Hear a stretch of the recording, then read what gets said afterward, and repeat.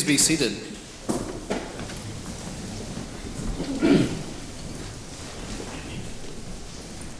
Earlier this week, I sent Joanna, Patricia, and Barkley a photo of St. Mark's Chapel with the caption, "If Advent 4 were a picture." You see, even now, behind those doors, we have temporarily converted that sacred space into a sacred storage staging area. Poinsettias, candles, wreaths, and all those nativity characters are waiting in the wings, ready to burst into the church right after this service, transforming this room from Advent to Christmas.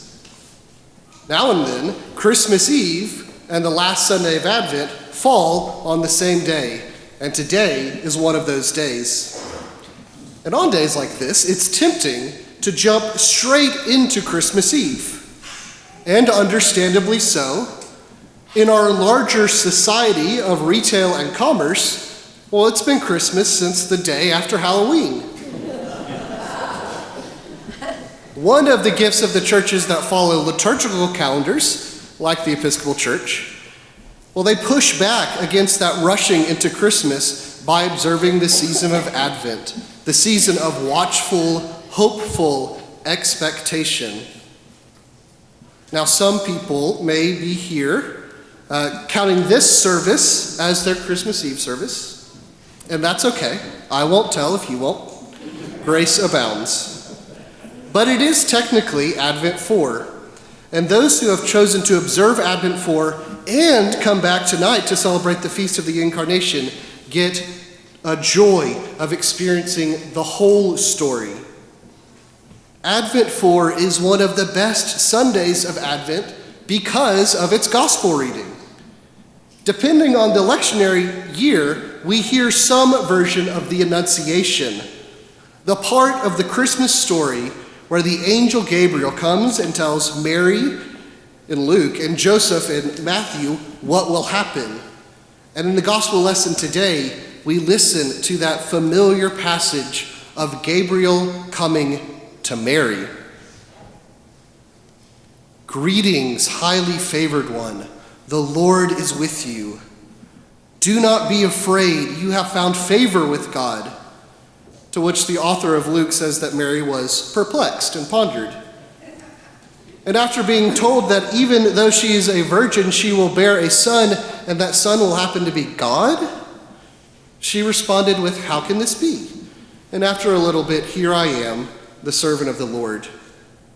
This interaction between Gabriel and Mary in the Gospel of Luke has been retold, has been depicted in art throughout the centuries. It's been set to music, like the hymn we just sung. It's been portrayed in Christmas pageant after Christmas pageant. It's so pervasive of the Christian church that we have become overly familiar with it.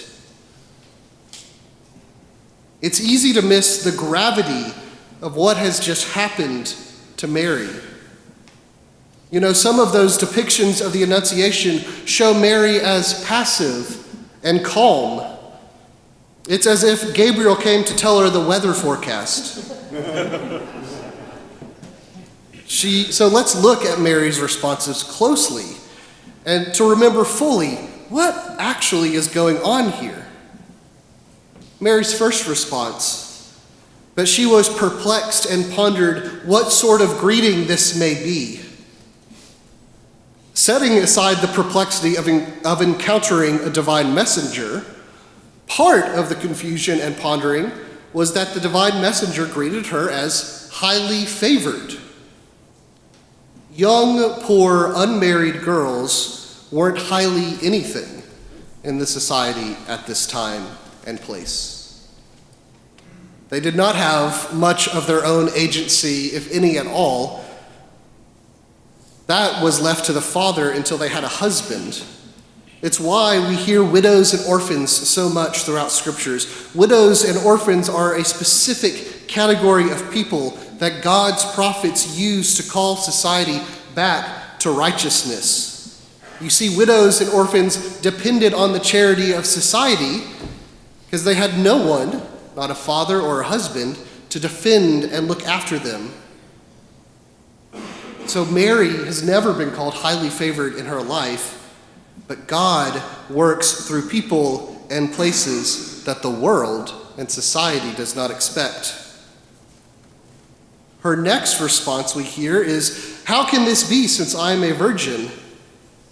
The author of Luke really has a flair for understatement in this whole passage.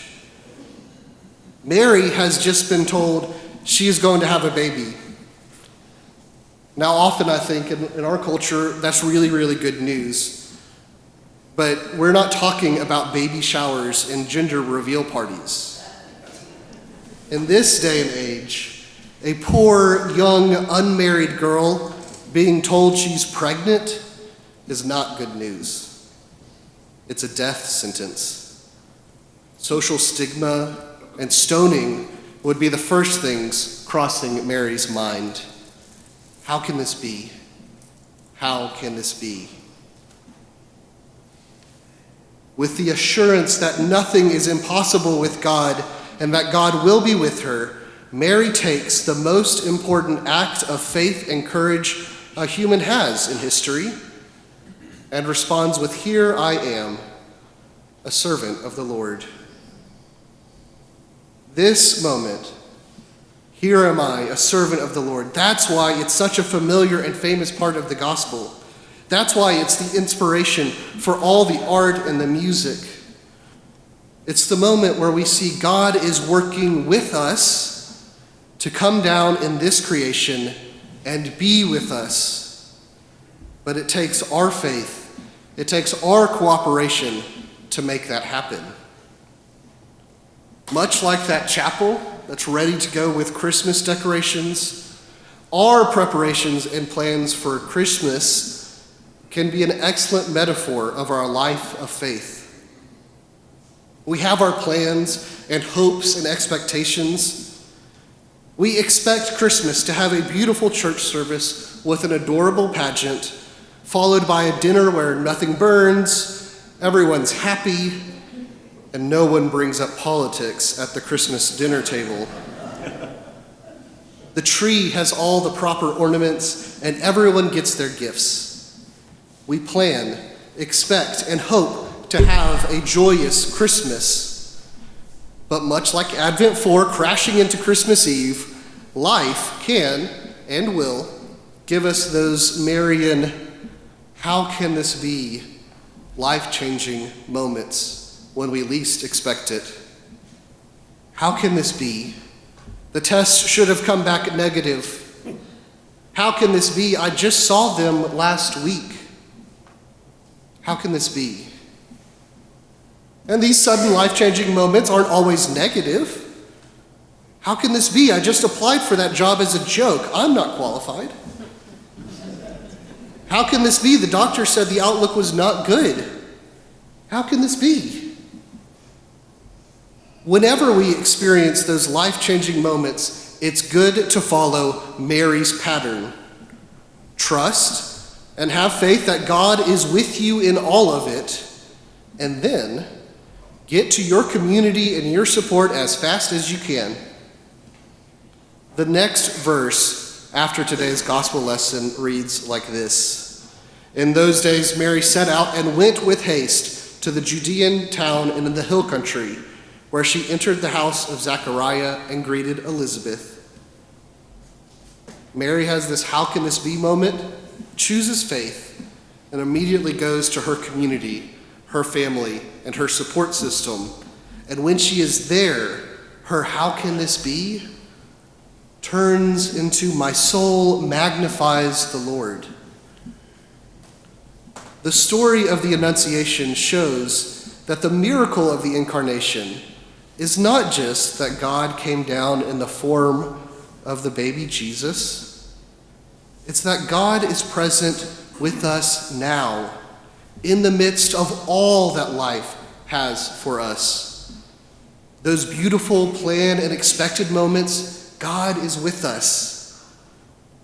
And especially those life-changing, "how can this be" moments, God is with us.